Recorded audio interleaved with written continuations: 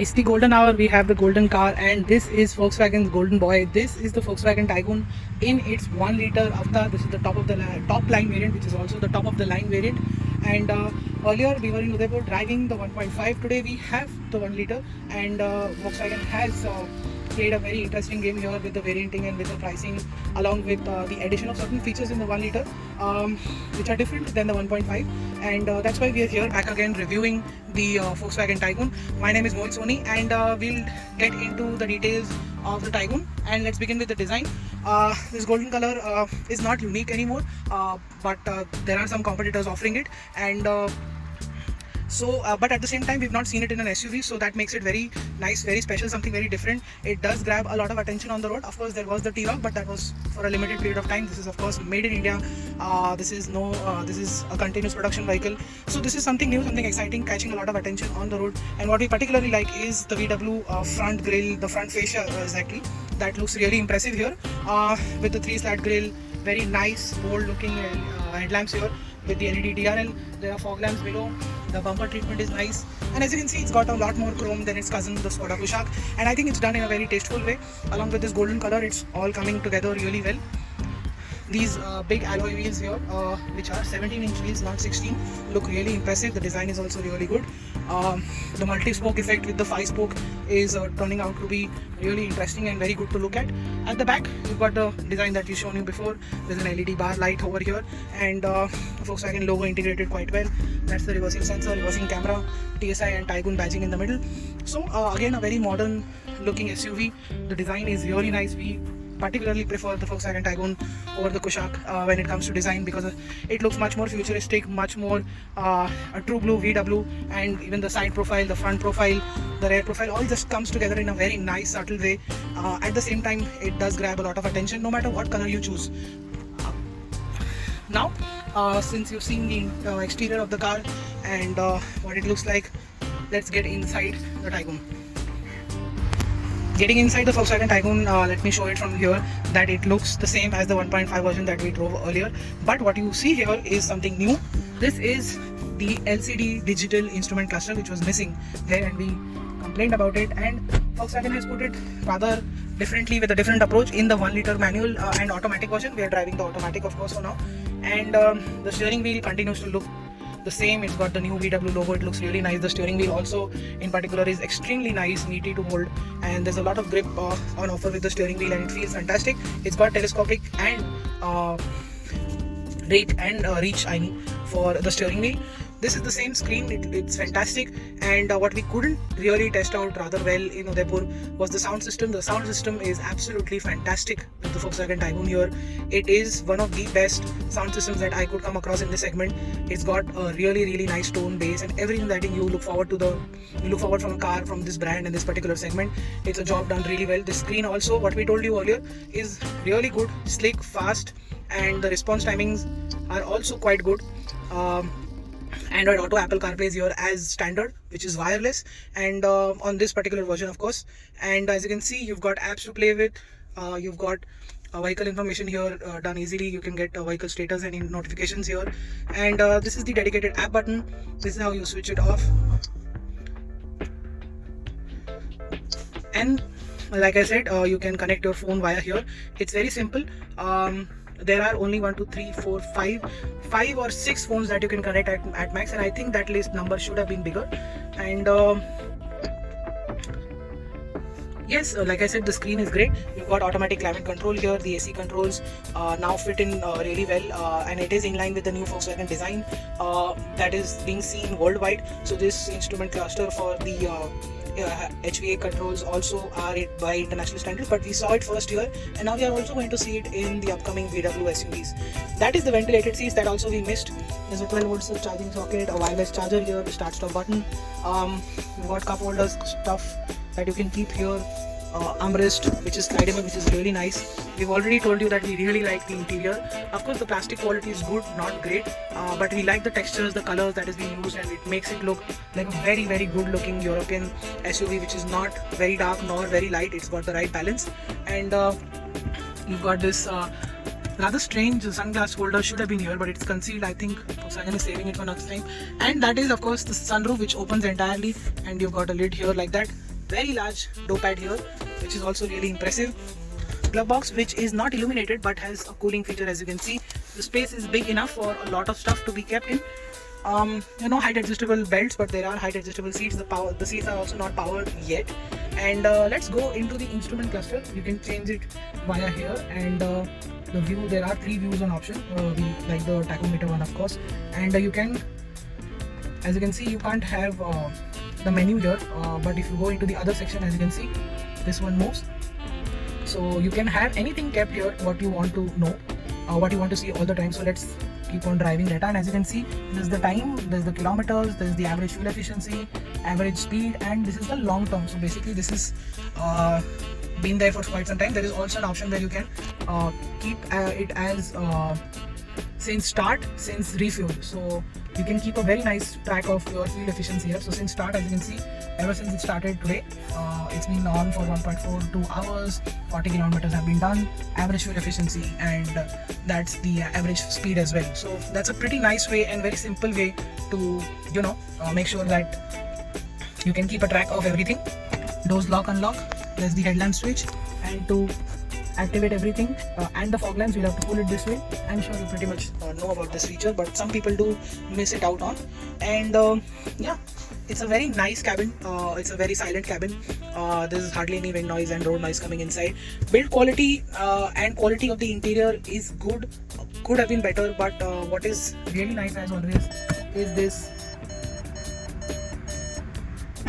very reassuring sounding door third. I think the Volkswagen Taigun surprisingly feels very different, feels very solid over the Kushaq. I don't know why, but I've just recently finished driving the Kushaq, and this is giving me a different experience in the way how things are. Of course, the interior is slightly different, but the build quality and certain things, I don't know, just feel right in the VW and feel more in line with the previous VWs that we've driven. And let me quickly tell you what it is like sitting at the back with my own driving position. Let me just unlock.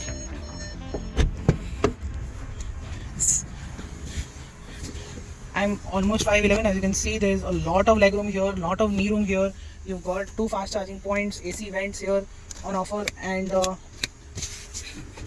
we've got an armrest with cup can holders, 3 adjustable headrests, which is great for safety, LED lights on the roof at the front and at the back as well, which is a pretty nice cool feature to have. You've got some space to keep some stuff here and here as well, and overall I can see myself being here in the cabin for quite some time. Headroom is okay, it could have been a bit more because you have that expectation from SUVs. Let's come at the back and show you the boot. It's the same as the 1.5 that we drove earlier. Quite spacious, really well laid out. You can accommodate a lot of things here, and got this nice handle to pull it down. And now I think we've covered most of the part, but what we like to tell you is that Volkswagen could have integrated heated mirrors and front parking sensors, which VW is known for. And what we also don't like is that the windows could have been one touch on all 4, like the Volkswagens that we've known about. And those are the features I think would have added to the more feel good factor. But there's quite a lot inside the cabin. You get the LCD instrument cluster, a very nice infotainment system, very good sound system, a very good lively interior with a very nice use of greys and blacks. And I think the 1 liter does make more sense, and I've already told you that in my Kushaq review, and it continues to be the same in the Volkswagen Taigun as well. The 1 liter just feels better, but initially I thought that the 1.5 is going to be better.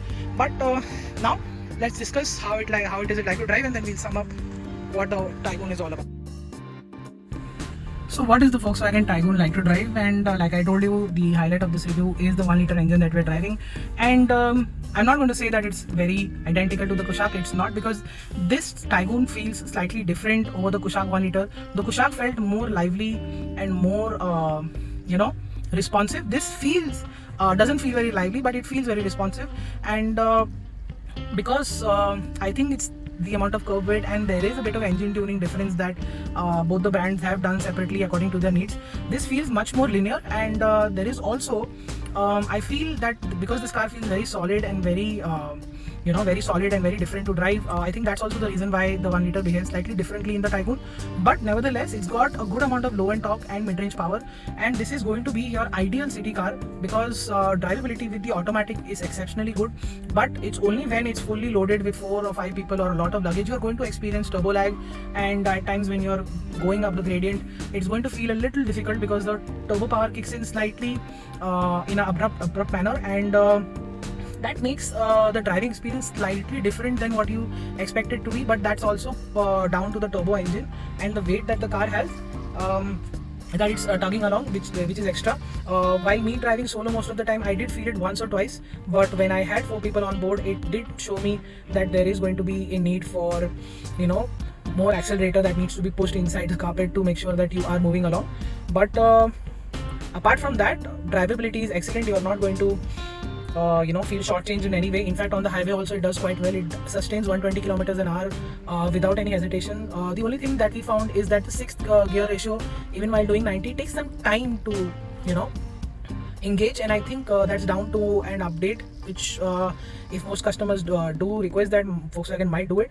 What is also kind of different with the gearing is that the 3rd gear is extremely tall with the Volkswagen Taigun, and the 3rd gear can take you all the way till 130 kilometers an hour. So I think while flat footing it or anything like that, even if you're in 6th gear and then you flat foot it, it's going to drop down to 3rd, and you're going to go from 80, 90, 100 to 120, 130, and then it's going to shift into 4th, and then you'll be doing 140 on a de-restricted segment of the highway, which is how you speed up and when you really need to overtake. And I think gearing could have been better in that aspect. The 4th gear could have been slightly taller than the 3rd, but then again, all of this is done to make sure that you get fantastic fuel efficiency, and we've been getting 10 as an average in the city, and we've been getting around 13 and a half on the highway with 4 people up and doing 120 kilometers an hour most of the time. If slightly sedately driven, it can deliver around 14 to 15.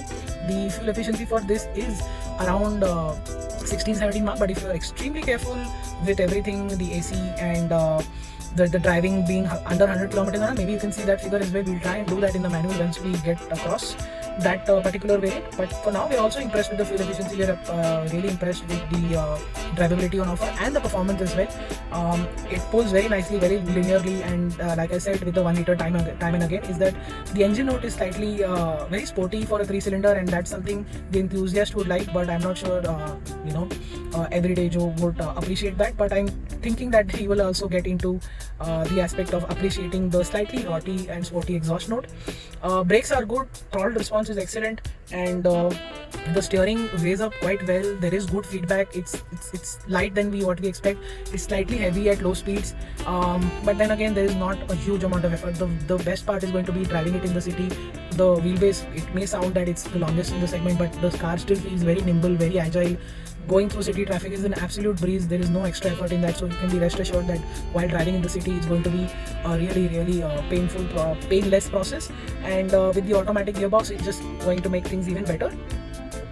And I think that's what the Taigun is all about. It's a very nice, easy car to drive. It's the 1 liter version can be your ideal everyday city car, and that's what makes the Taigun very special, because the drive and handling is spot on. We are expecting a very high safety record that should follow in the couple of weeks. That the safety record is quite high, and there is no denying the fact that Volkswagen is going to score very high on that. So the driving dynamics, the safety, and is going to be the highlight. There is a lot of space, there's good amount of features on this car. Of course, what you will say in the comment section is that the prices are slightly higher, but I think come sometime in the future, if you can get some discounts on it, I think this is the best car to get. If you can squeeze in a bit at the dealer level, then it's going to be a very good package, and I think you should try, because trying never hurts. And what you will get is a fantastic package here from Volkswagen. It's an SUV that can do it all, be it in the 1.5 or the 1 liter. We are also impressed with the 1 liter, and we can't wait to spend more time with it. But I think that's it for now. Thank you so much for watching. Make sure you like this video. Still have some questions, put them in the comment section below. Subscribe to our channel please, and hit the notification bell and follow us on social media. I'll see you next time in the next video. Goodbye.